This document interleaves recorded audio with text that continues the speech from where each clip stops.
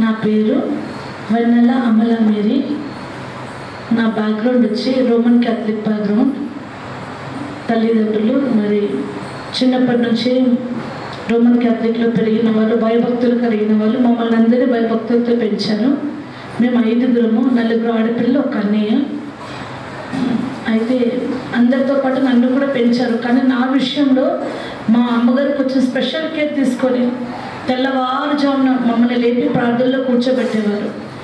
స్తోత్రం. అయితే ఆ రీతిగా మెల్లిమెల్లిగా ప్రార్థన ఆత్మ నాలో పెరగడం మొదలుపెట్టింది.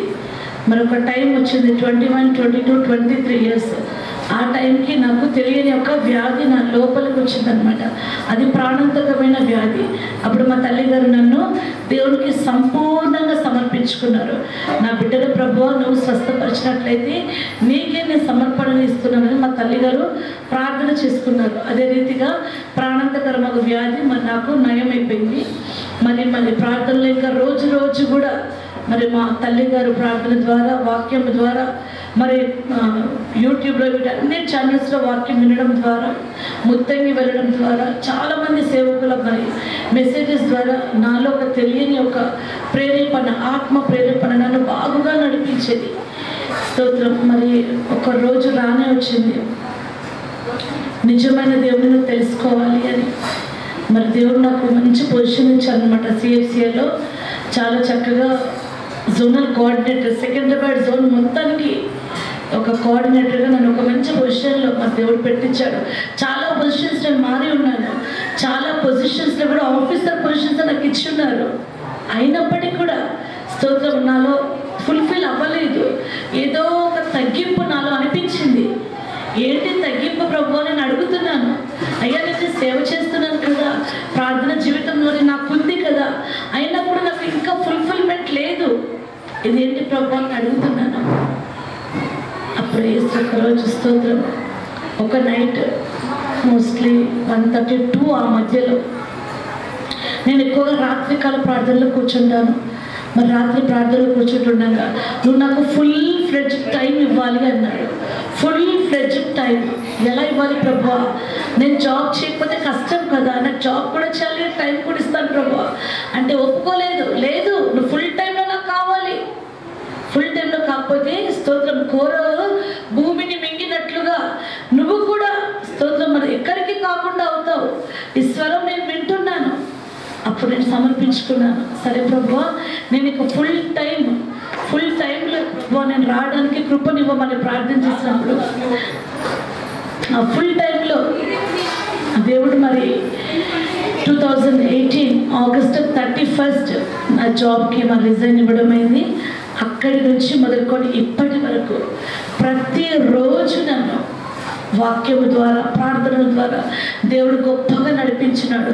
అనేక ఇంటర్నేషనల్ సంస్థల్లో కూడా నడిపించున్నాడు. అనేక చోట్ల, అనేక ఊర్లలో కూడా దేవుడు నడిపించున్నాడు. స్తోత్రం. మరి ఆయన ఆత్మ వరములు, ఫలములు ఇచ్చుకుని నడిపించున్నాడు. మరి ఈరోజు మరి తెలియకుండా నాకు అసలు నేను ఊహించలేను. నాకంటూ ఒక సంఘం ఉంటుంది, నాకంటూ కొంతమంది స్తోత్రం దేవుడు గొర్రెలు నాకు ఇచ్చి ఉన్నాడు, నేను వాళ్ళని మేపాలి, నడిపించాలి అన్న ఆలోచన తలంపు నాలో ఎప్పటి ఉండేది కాదు. నేను ఓన్లీ ప్రార్థన నడిపించబడుతుంది, దట్ ఈస్ ఇనఫ్ అనుకున్నాను. కానీ దేవుడు చెప్పాడు, లేదు, నీకు ఒక సంఘం ఏర్పాటు చేస్తాను. నిజంగా మరి బాలాజీ నగర్లో 4 సార్లు మా సంఘం కూల్చివేయబడింది, 5 సార్లు కట్టడమైంది. మరి 1 man ఆర్మీగా దేవుడు ఇక్కడ నిల్చోబెట్టి ఇక్కడ మరి బ్యాప్టిజంలో దగ్గర 89 మెంబర్స్కి బ్యాప్టిజం ఇచ్చి మరి 35 మెంబర్స్ అబోవ్ వాళ్ళని సేవకులుగా తీర్చి ఈరోజు మరి ఒక సంఘ కాపరిగా దేవుడు నన్ను నియమించున్నాడు. మరి 2 సంవత్సరాలుగా నాకు ఈ సంఘము, ఈ ప్లేస్ 2014లో కొనుక్కోవడం అయింది. కానీ అప్పుడు మరి చర్చ్ కట్టాలన్న ఆలోచన మాకేముండేది కాదు. ఏదో పిల్లల కోసమని కొన్నాము. కానీ ఒకరోజు నేను బాప్టిజం ఇవ్వడానికి చాలా అవస్థపడ్డాను. రోడ్డు మీద నిలబడాల్సి వచ్చింది. 15 మెంబర్స్ పీపుల్ తీసుకొని I'm just standing on the road మీద నిలబడుతూ ఏడుస్తున్నాను. ప్రభువా, నాకు ఇంత మంచి ఆత్మనిచ్చావు, కానీ బాప్టిజం టైం నాకు ఒక్కటి లేదు, మరి నన్ను సేవకులే ఇవ్వడం లేదు ప్రభు అన్నప్పుడు, ఇదిగో నీకు ఇచ్చిన స్థలం ఉంది కదా, నువ్వు అక్కడికి వెళ్ళి నువ్వు ఆలయం కట్టు, మొట్టమొదటిగా నువ్వు బాప్టిజం కట్టు. ఆ బాప్టిజం స్తోత్రం కడుతుండగానే ఫినిషింగ్ కూడా అవ్వలే. 3 వచ్చారు, అమ్మ నాకు బాప్టిజం ఇస్తావా? వాళ్ళు వారం రోజు నడిపించి ప్రార్థనలో వాళ్ళకి ఇవ్వడం అయింది. హల్లెలూయా. మరి ఈ రీతిగా కంటిన్యూ దేవుడు మళ్ళీ నడిపిస్తున్నాడు. నాకు ఇద్దరు పిల్లలతో నేను చాలా బ్లెస్ అయ్యాను. మరి ఒక పెద్ద పాప రబేకా, వీళ్ళూరుది రబేకా 22 years, మరి చిన్న అమ్మాయి వెన్నెల బ్యూలా గ్రేస్ 20 years. పెద్దమ్మాయి వచ్చి మరి డిగ్రీ కంప్లీట్ చేసింది, చిన్నమ్మాయి డిగ్రీ 2nd yearలో ఉంది.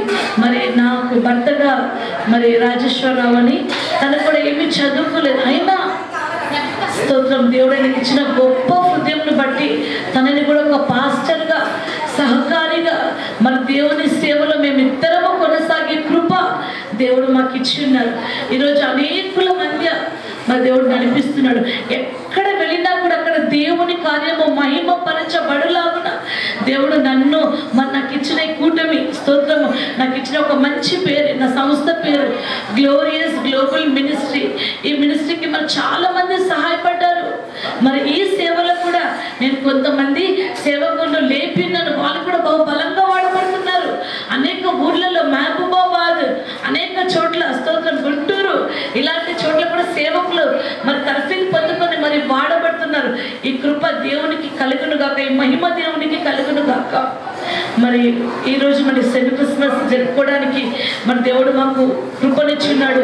అన్వేషణ టీవీ ద్వారా, ఆ ఛానల్ ద్వారా వాళ్ళే మాకు ఫోన్ చేసి మరి మేము ఇంటర్వ్యూ తీయడానికి సిద్ధంగా ఉన్నాము అని వాళ్ళు ఇంటర్వ్యూ తీయడానికి ముందుకు వచ్చారు. అన్వేషణ టీవీకి ధన్యవాదాలు ప్రకటిస్తున్నాను. Thank you.